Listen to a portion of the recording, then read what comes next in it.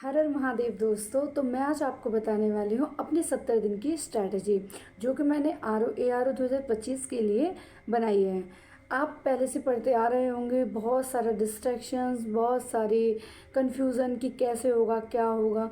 अभी टाइम बचा है बहुत कम, और हमें अभी से अपनी तैयारी को एक शार्पनेस करना है और तेज़ी बढ़ानी है उस तैयारी में। तो मैंने आज मैंने एक 70 दिन का एक स्टडी प्लान बनाया है, जो आपके साथ मैं शेयर करूंगी कि मैं किस तरीके से आगे वाले दिनों में अपनी तैयारी को एक रोड मैप मैंने तैयार किया है। तो आप चाहे कोई हाउसवाइफ हो, चाहे कोई वर्किंग वूमेन हो, चाहे आप स्टूडेंट हो, चाहे आप वर्किंग हो, तो आप सबके लिए ये स्ट्रैटेजी बहुत हेल्पफुल होने वाली है। आप आगे देखिए, मैं किस तरीके से माध्यम से मैं आपको एक रोड मैप तैयार कराऊंगी कि आपको कौन से सब्जेक्ट किस दिशा में और किस सब्जेक्ट को कितनी प्रायोरिटी देनी है। तो आप इस वीडियो में अंत तक बने रहें और बताइए अपना एक्सपीरियंस कि ये स्ट्रैटेजी आप पर कितना काम करती है। वैसे सबकी अपनी इंडिविजुअल स्ट्रैटेजी होती है, इंडिविजुअल्स प्लान होते हैं, पर कहीं ना कहीं ये स्ट्रैटेजी आपको फ़ायदा देगी। तो आपके 70 डेज़ की जो स्ट्रैटेजी है उस पर कैसे काम करना है अपनी प्रिपरेशन को लेके, तो आपको 8 से 9-10 घंटे डेली ही पढ़ना पड़ेगा। मतलब ये एक फ़िक्स टाइम है, मतलब ये है कि आपको इतना टाइम आपको निकालना ही पड़ेगा।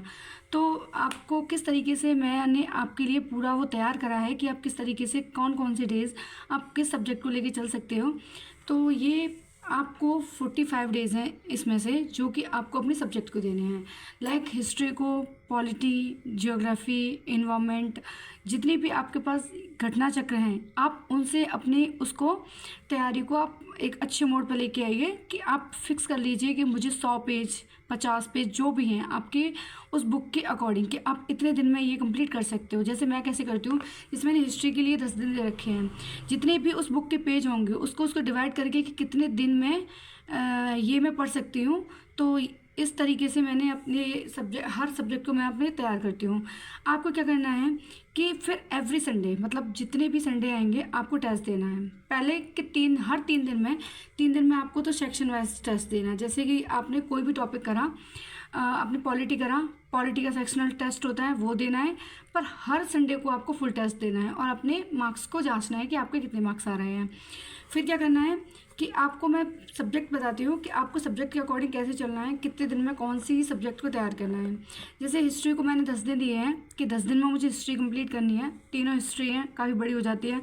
जियोग्राफी को 8 दिन दिए गए हैं, कुछ मैं वीडियोज़ के माध्यम से, कुछ घटना चक्र के माध्यम से इसको कंप्लीट करूँगी। फिर पॉलिटी का है, पॉलिटी आपकी आपने पढ़ रखी होगी, अच्छे से समझ में आती है, तो 5 दिन आपके लिए सफिशियंट होते हैं।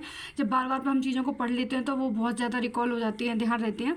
रीजनिंग का क्या करना है आपको कि डेली 2 घंटे देने हैं, बिकॉज ऑफ अच्छा खासा वेटेज होता है, 12 से 15 क्वेश्चन आते ही आते हैं।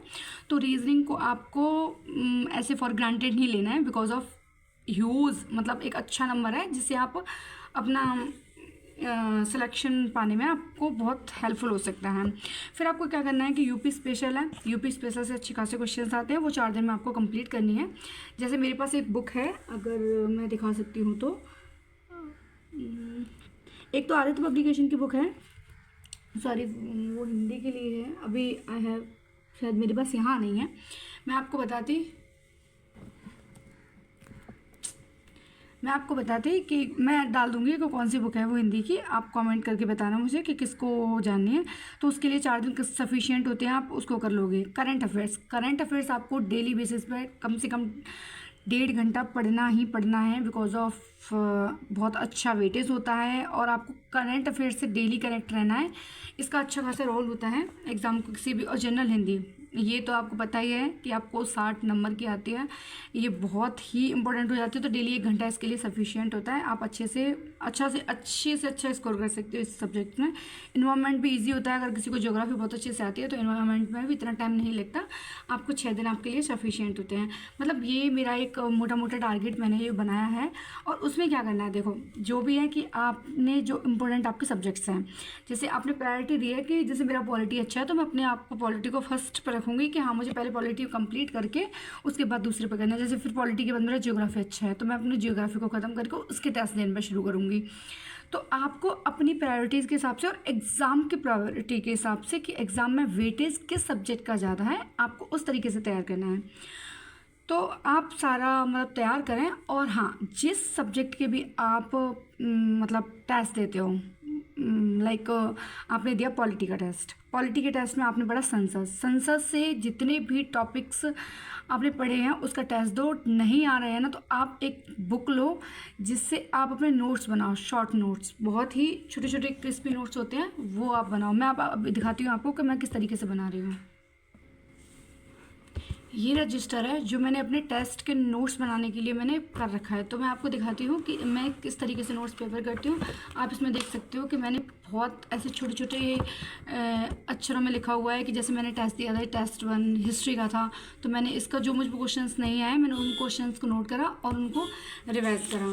जैसे आप देखोगे तो ये सारे मेरे टेस्ट के बने हुए हैं, हाईलाइट हैं, इनको बार बार कर रिवीजन करती हूँ। आप इस तरीके से बहुत छोटे छोटे नोट्स अपने उसमें, क्योंकि आपको खुद पता होता है कि हम किस तरीके से पढ़ रहे हैं और कौन कौन सी चीज़ें हैं ना जो हम पर नहीं आ रही हैं। आप कोई भी टेस्ट उठा के देख लीजिए। जैसे मैंने ये टेस्ट दिया था, ये टेस्ट है मतलब जो उसका सेक्शन वाइज टेस्ट था साइंस का, तो जिस तरीके से क्वेश्चंस आ रहे हैं मैं उनको नहीं आते थे, मैं उनको नोट कर करके अपने नोट्स बनाए और इस तरीके से लिखती थी। तो आप भी इसी तरीके से अपना एक रजिस्टर रखें जिससे आपको सच में बहुत मदद मिलेगी। और कोई भी सजेशन हो तो आप मुझसे ले सकते हो कि और मैं किस तरीके से क्या कर रही हूँ। आप कमेंट करें और लाइक करें और चैनल को सब्सक्राइब करें, क्योंकि इस तरीके से वीडियोस बनाने में मेरा भी टाइम होता है, मैं भी एक तैयारी करने वाली स्टूडेंट हूँ। तो थैंक यू।